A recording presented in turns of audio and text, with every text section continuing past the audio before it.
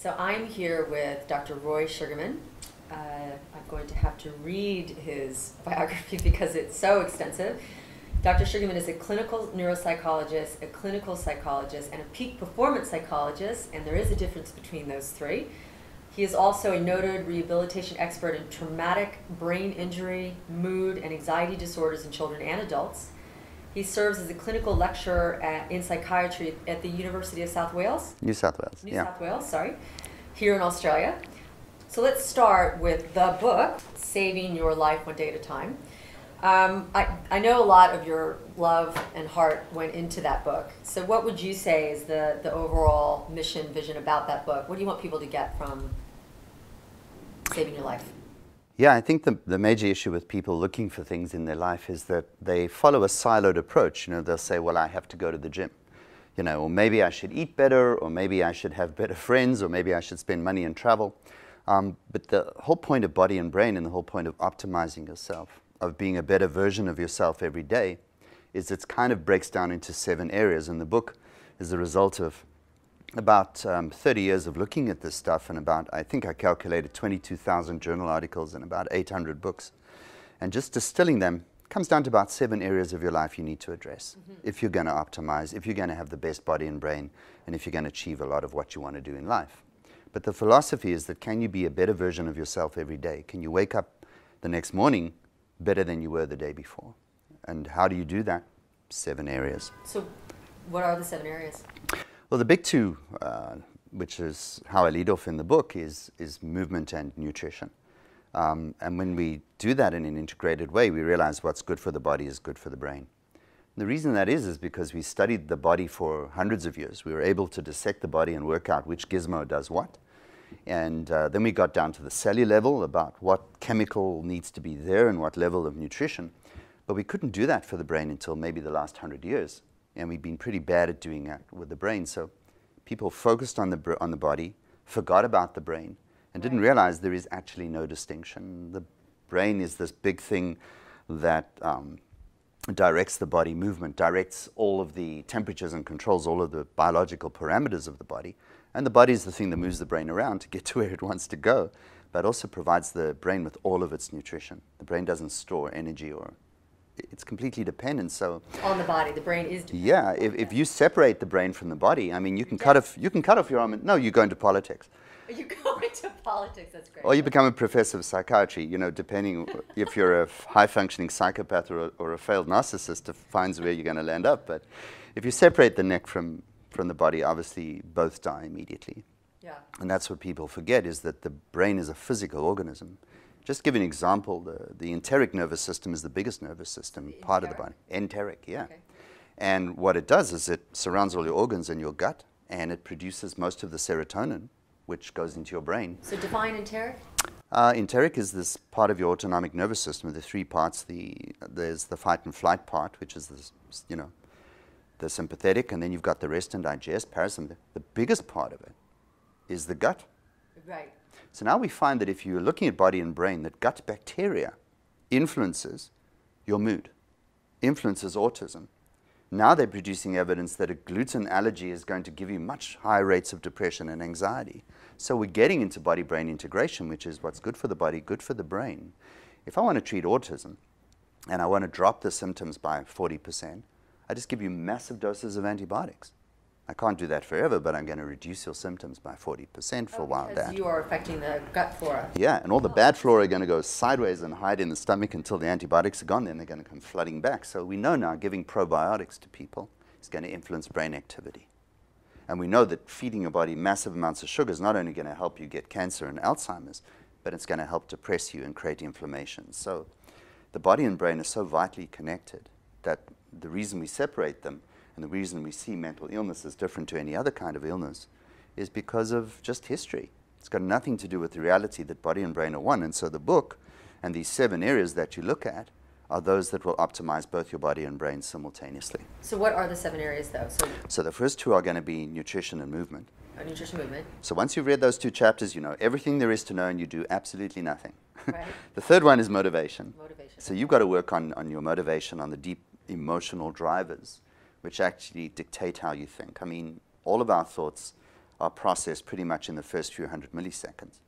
We are only aware of them at 500 milliseconds, at which stage everything you think after that is janitorial. So when it comes down to your group of guys who're saying, how do I make decisions and how do I find purpose, most of that is done non-consciously. And your thinking around it, and you're going to yoga classes and you're attending philosophy, is janitorial. Nearly everything that happens emotionally is happening in language that you don't even hear on a day-to-day basis. So we're living in this very superficial slice of life, and we think, that's it. The rest is underneath. And so that big third one is, how do you address your non-conscious biases? How do you actually get yourself excited and motivated? Right. So that you can do the movement and the food. So the woman that you described, or the man, going to the yoga class to get clear, or to gain clarity, let's say. Yeah, to achieve nirvana, to have some kind of epiphany, to discover themselves. So take me back there. So that person's doing that for some objective around clarity, inner peace, balance, whatever their objective is. You're saying that's really occurring more in that really needs to occur more in the subconscious. Can you just relate those? Sure. So you've got to find a way to address the big machine, which is your body and brain, that you're not consciously aware of, because we're not usually aware of our heart or our endocrine system or the content of our gut. It's silent. It's behind the scenes. But it's behind the scenes where most happiness or unhappiness is being built. So when you're now dealing with your yoga or other stuff, and you're doing it in a mindless way as a knee-jerk reflex, I should get fitter, I should have more clarity, you're dealing with a tiny, if you just think of an orange, you're dealing with a tiny skin of your life, but the real stuff is happening. It's like saying Sydney is this amazing place because you live in the east. Well, there's 500,000 people in the east. The heart of Sydney is in the west, and that's 5.5 million people. And yet people live on the east and they never travel across the bridges. And that's the sort of metaphor I use. It's like staying in Manhattan and thinking that you own New York State. So that orange peel, that working on ourselves from the orange, but not getting into the orange, how do we do that to create sustainable change and transformation? Yeah, so you have to realize you're dealing with a physical organ, your brain, and your experience of it. Now, I'll explain this in 3 different levels. Your experience of your life is in that kind of reality that you have of your thinking. So is that the orange peel? That's the orange peel. Okay. And then as we get down through that little white layer under the orange peel, what Freud used to call the ego. Yes. So the superego, as Freud saw it, was all of this cortex, all of this outside of the brain, all about thinking, our conscious work. Yeah. Then there was this kind of semi-conscious, not really conscious ego, which is actually our feelings. Now, our feelings, again, turn out to be the next layer down, but our feelings are actually the result of bodily emotions. Yes. So if we work from the bottom up, we have bodily emotions or sensations, heart racing, right? energy, chi, Right. whatever you want to call it, which is the sum total of our biological processes. And it produces emotions like sadness and fear and anger. These are things that well up from your body. Yes. But these are non-conscious. We were only dimly aware of them. So those are the things in the non-conscious that happen in those 500. Those are emotions. Yeah, in the first 300. So I'll give you an example now. You're sitting in a canteen and you're having a chat to your friend at the university. And some 19-year-old blonde co-ed walks past you. I choose blonde just to keep you in the loop here, Alexandra, because, that's the stereotype. That's the stereotype, if you want to be. That's just the stereotype. What happens is my entire body-brain complex becomes aware that something interesting is happening. But the first 100, 200 milliseconds, I'm becoming aware that something's happening. By 300... Before you're conscious. Before I'm conscious. This is all happening. Yes. So this is stuff coming in through my eyes and ears and skin. It's going right deep through and it's being evaluated by the amygdala. Through the orange peel. Through the orange peel. Well, no, it doesn't even get to the orange peel. Okay. There are pathways inside to the amygdala, to all the emotional centers, which are going to evaluate what this means long before it wakes me up. Because there's so much happening in your world, your brain says, let's sort out all the important stuff. And if it's not important, we're going to ignore it. Because you said amygdala, which is just for an emotional center, the lower deep part emotional of centers. The brain that's looking for danger or fight or flight, or So you're saying that first 300. What was the time frame? Milliseconds? Yeah. So think about this. In the first 100, 200 milliseconds, the stuff is coming through, but it's going straight to the amygdala. Yeah. So which is the protective region of the brain. Yeah, because you want to evaluate and you want to filter because there's so much happening. You only want to be aware of what's really salient to you, what's really going to be deeply important to you to know. To protect your survival. Correct. Otherwise, your brain's not interested. Okay. If it's winning the lottery or it's somebody having a conversation about who screwed who, then you're going to divert to it. Or but the blonde. Or the Right. the blonde hasn't got there yet. Yeah, She's still okay, got she's hovering around the 100, 200 millisecond mark. 300 milliseconds, our brain has a P300 response, which is a positive response, which updates working memory, which is deep in the left frontal area, and it says, there is something coming that you should be aware of. And now we have a little emotional stirring that says there is something happening. So some levels of the brain are perceiving it, but in terms of conscious perception, you're totally unaware. So has he seen the blonde in that situation at all? Not consciously. Not consciously. But the eyes obviously know something's going on Okay. because you have peripheral vision, and peripheral vision is very sensitive to movement. Great. Because it needs to be, because if there's movement here, you need to look at it. Yes. And people with temporal lobe epilepsy have issues with that, and people with anxiety have issues. But at 300 milliseconds, 300 milliseconds, you're updating working memory, which says something important is happening. And I'll tell you later on, there's some important stuff in criminal work which could tell if people are guilty or not. But at P300, but gradually that then seeps through, and the emotion comes through that something important is happening, and now feelings occur. Feelings are now semi-conscious, which says, hold on, move your head, because you're beginning to become aware of a sensation that is important. And while you're talking, you begin to track that something important is happening here. At 500 odd milliseconds, you're now consciously aware that this blonde is walking past and you want to marry her. And you're going to have her children. And now that conversation you were having, which was so vital about Marcel Foucault and his views on sexuality, is translated to, shut up, dude. She's blonde. She's young. I'm after her. Right. So because we're talking about like the time that I do that's half a second. is less than.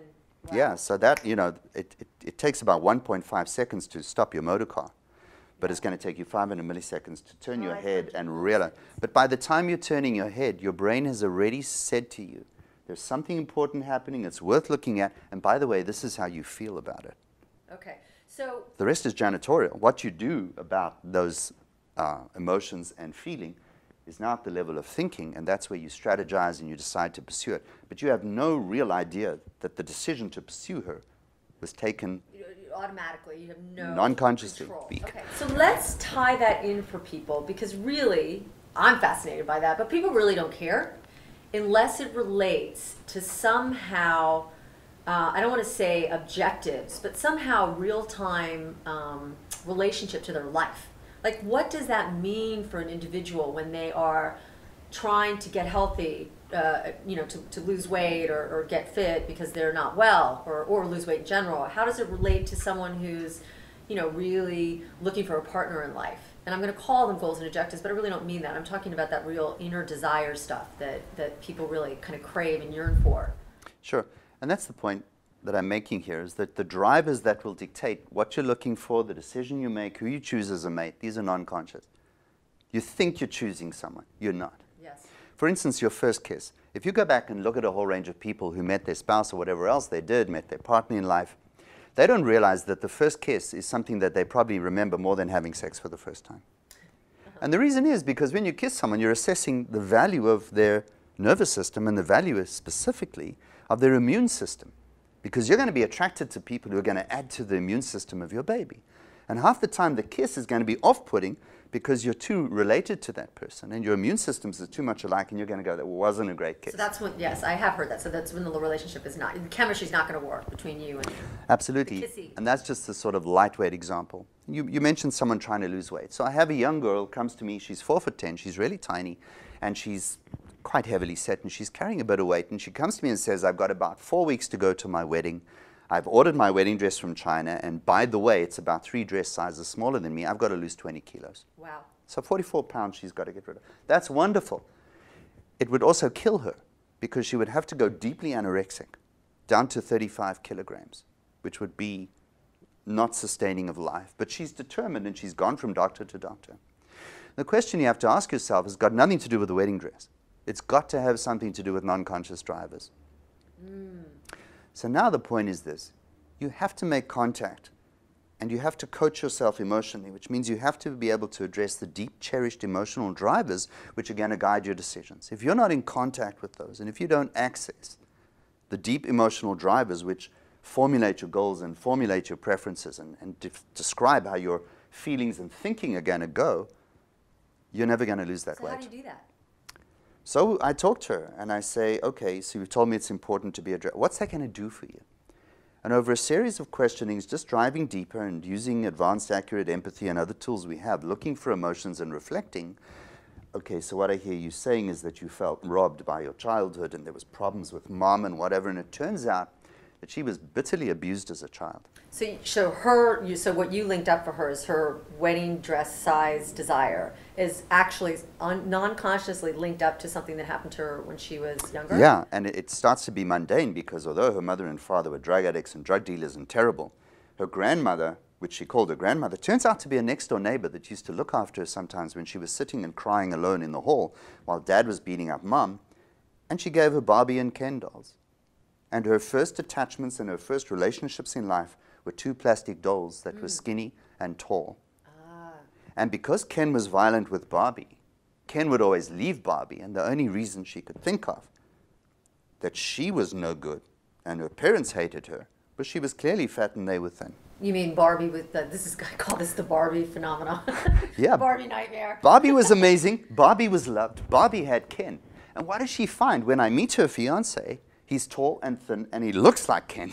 So this is actually are you sharing a real life? Yeah, Okay. it's in the coaching emotion book. Yeah, for okay, coaches. Okay, great. So just to tie Distill that all it, yeah. together is you really have to get clear as an individual. And in your scenario, you are facilitating it as in the role that you are, whether you're a psychologist. She wanted me to help her lose weight as a Right, or performance coach, and yeah.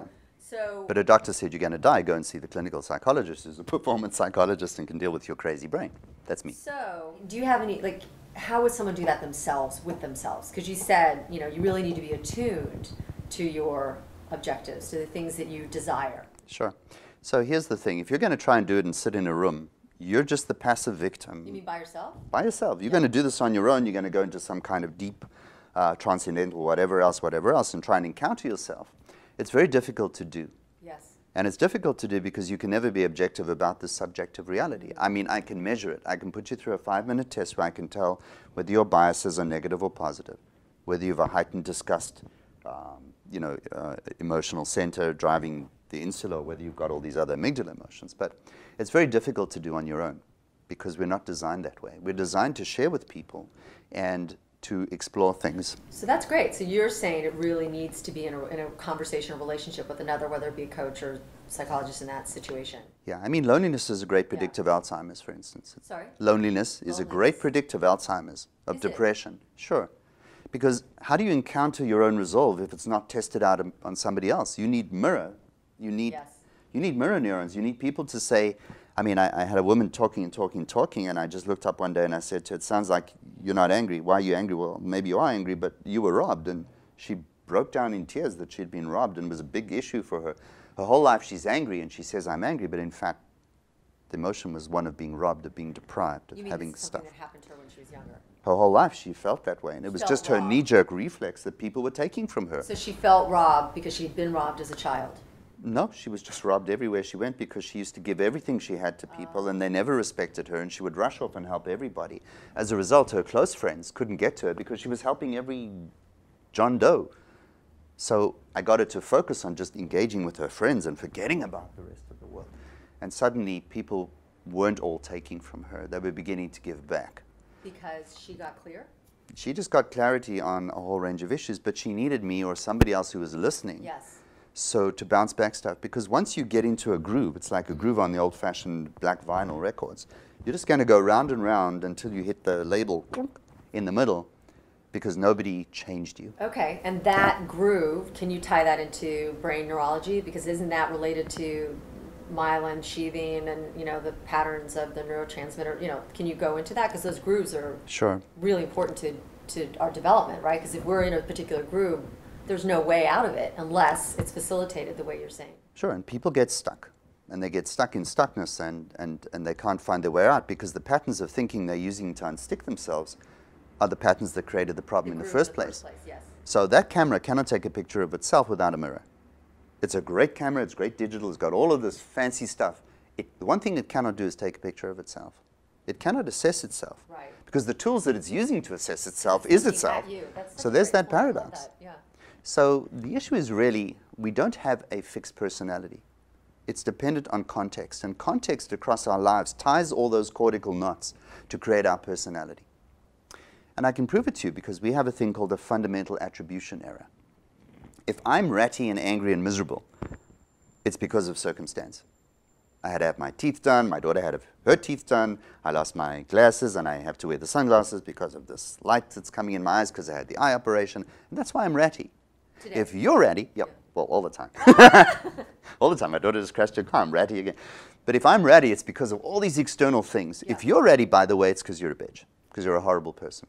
And that's what we do all the time. That's your perception about me. That's human perception. We attribute stuff which is happening to us as being part of the environment, and we have an external cause for it. The projection or the. But correct. Some people call it objectification. Yeah, it's a little bit different, but it's the same thing. It's an attribution error. I attribute my bad mood to external circumstances, but when I look at people, there is a tendency for everybody to see it as being a result of internal personality stuff. Right, so you're mapping the world to your internal state, is what you're saying, in that situation.